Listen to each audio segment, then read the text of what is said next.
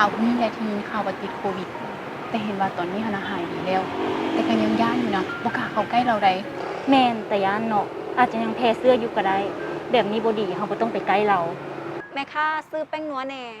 หยุดบ่แม่นเจ้าว่าที่ติดโควิดนะอย่าซุมาใกล้ห้านข่อยเลยแป้งนัวข่อยก็บ่ขาย แต่ค่อยหายดีละเด้ โอ้ยแต่ว่าข่อยก็ย่านอยู่อย่าซุมาจับเครื่องห้านข่อยไป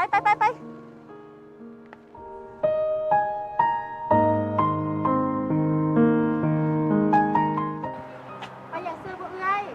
เจ้าเฮ็ดแบบซี่บ่ถูกได้น้อง คนติดเชื้อโควิดน่ะ เขาก็ปัวหายดีละเด้หมอจึงให้ออกมาใช้ชีวิตปกติได้บ่ควรรังเกียจกับเจ้าใดถ้าเกิดกับตัวเองเด้จะเป็นจังได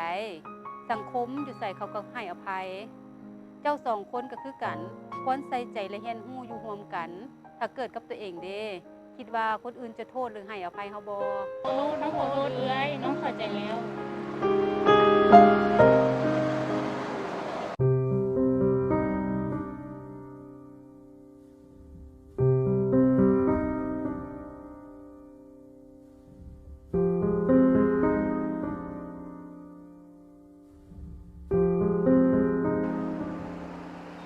สาวเจ้าลืมแป้งนัว ใส่จะว่าบ่ขายค่อยละเด้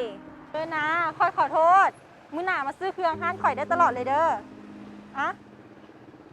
เข้าใจเด้อเข้าใจคือกัน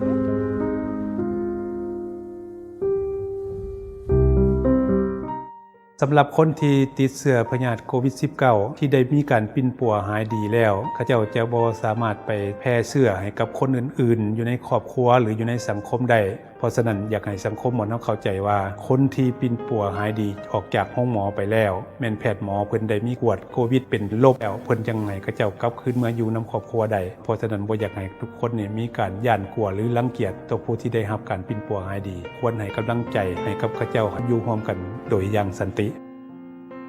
ด้วยความห่วงใยจากคณะเฉพาะกิจเพื่อป้องกันควบคุมและแก้ไขพยาธิโควิด -19 นครหลวงเวียงจันทร์